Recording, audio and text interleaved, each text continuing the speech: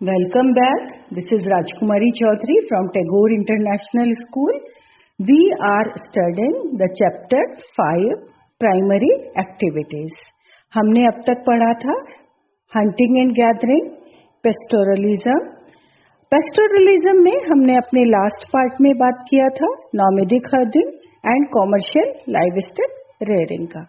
So today I will try to explain nomadic herding, that is on page number 32 NCERT book.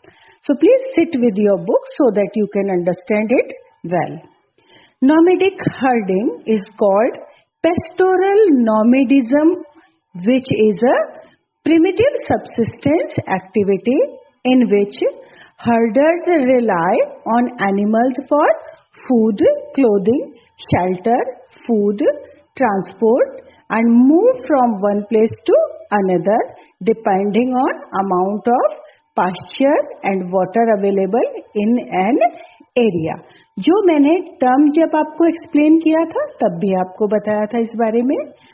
A wide variety of animals are kept in different region of the world. Actually it depend on the climate, किस तरह के animals किस particular region में available हैं।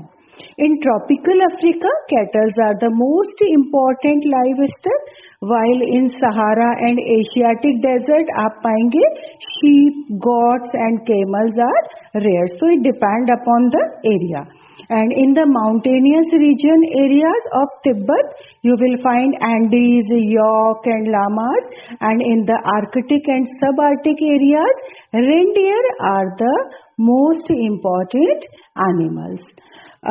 Beside this, हम लोग कोशिश करेंगे जानने का areas of practice.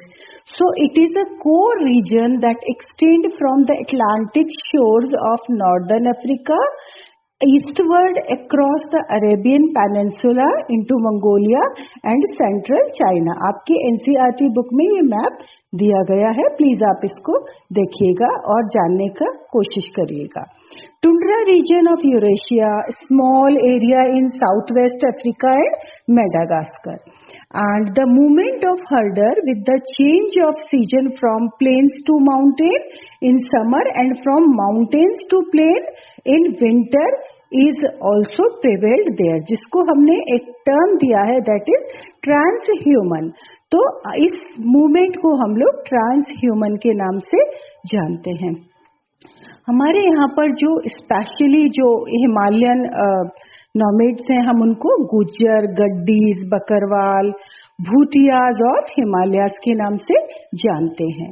There number and areas are shrinking now, अभी वो बहुत कम होता जा रहा है। There are two reason behind that.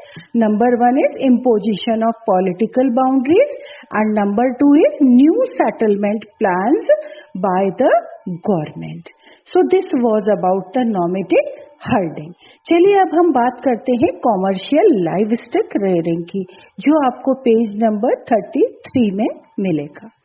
Commercial livestock rearing is more organised, capital intensive and it is practice in permanent ranges for commercial purpose. Ranches बोले तो जो हम लोकल लैंग्वेज में हम इसको बाड़ा भी बोलते हैं, जहां पर पशुओं को पाला जाता है।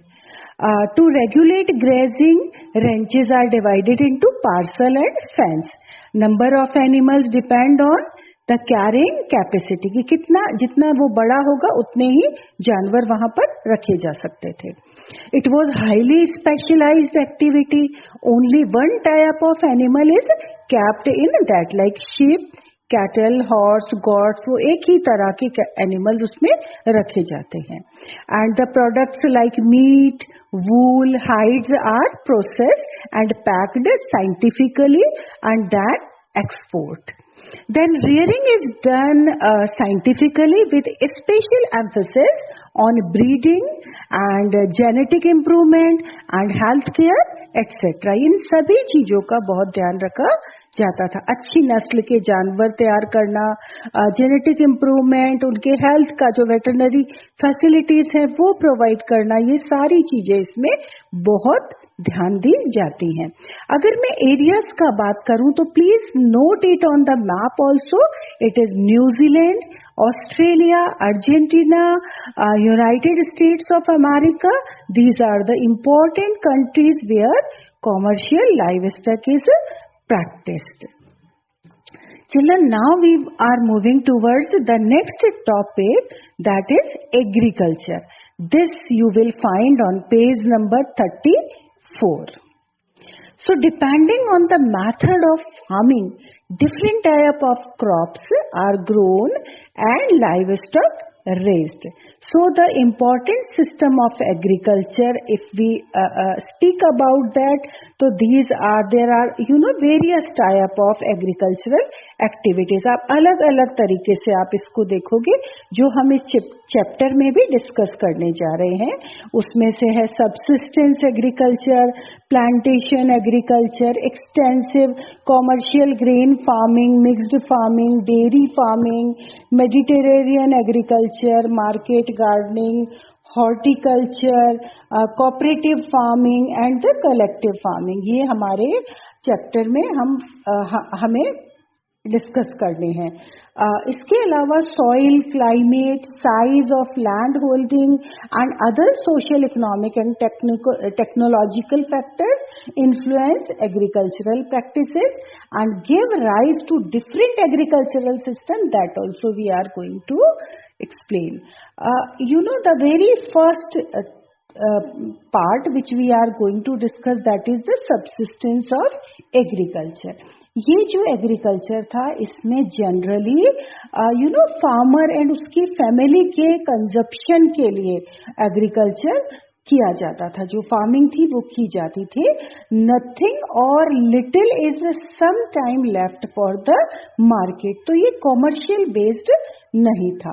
इसको हम दो तरीके से जानने की कोशिश करेंगे। जो सबसिस्टेंस एग्रीकल्चर है, हम कह सकते हैं कि it is a primitive subsistence agriculture that was shifting और slash and burn agriculture that is practiced in the part of Africa, South and Central America, Southeast Asia. इसमें बच्चों they cleared fire and crops and are grown into primitive tools like hoes and sickle. जो forest थे उनको जलाकर साफ किया जाता था, होज और स्टिक्स के जरिए भी। After the fertility is decreased, a new patch is cleared and the farmer shift to thin area.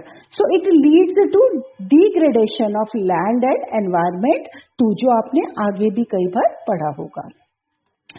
Secondly हम इसको देखते हैं इंटेंसिव सबसिस्टेंस एग्रीकल्चर के रूप में, that is mainly practised in densely populated areas of East and Southeast Asia.